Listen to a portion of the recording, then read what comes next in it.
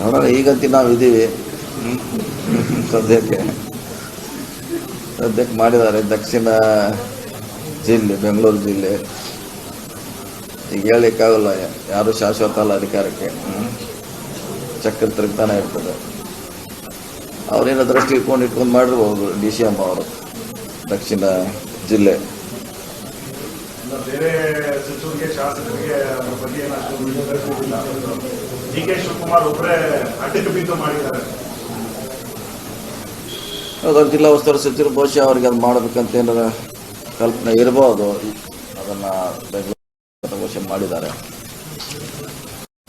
ಇಂಥ ಭಾಳಷ್ಟು ಬದಲಾವಣೆ ಆಗ್ತಾರಲ್ಲ. ಈ ನಾವು ಹೊಸಪೇಟೆದು ವಿಜಯನಗರ ಆಯಿತು, ಬಿಜಾಪುರ ಚೇಂಜ್ ಮಾಡಿದ್ರು, UPಯಲ್ಲಿ ಅಂತ ಸಾಕಷ್ಟು ಮಾಡಿದ್ರು, ಮಹಾರಾಷ್ಟ್ರದಲ್ಲಿ ಸುಮಾರು ಮಾಡಿದ್ದಾರೆ.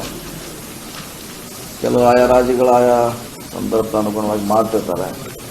ಇನ್ನು ಅವ್ರು ಅದಕ್ಕೆ ಸ್ಪಷ್ಟೀಕರಣ ಕೊಡಬೇಕು. ಅದು ಅಂದರೆ ಕೊಟ್ಟಿದ್ದಾರೆ ನನಗೆ ಗೊತ್ತಿಲ್ಲ.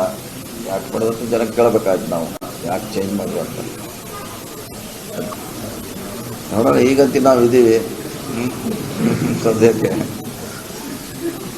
ಮಾಡಿದ್ದಾರೆ ದಕ್ಷಿಣ ಜಿಲ್ಲೆ, ಬೆಂಗಳೂರು ಜಿಲ್ಲೆ. ಈಗ ಹೇಳಲಿಕ್ಕಾಗಲ್ಲ, ಯಾರು ಶಾಶ್ವತ ಅಲ್ಲ ಅಧಿಕಾರಕ್ಕೆ. ಚಕ್ರ ತಿರುಗ್ತಾನೆ ಇರ್ತದೆ. ಅವರೇನೋ ದೃಷ್ಟಿ ಇಟ್ಕೊಂಡು ಮಾಡಿರ್ಬೋದು DCM ಅವರು ದಕ್ಷಿಣ ಜಿಲ್ಲೆ.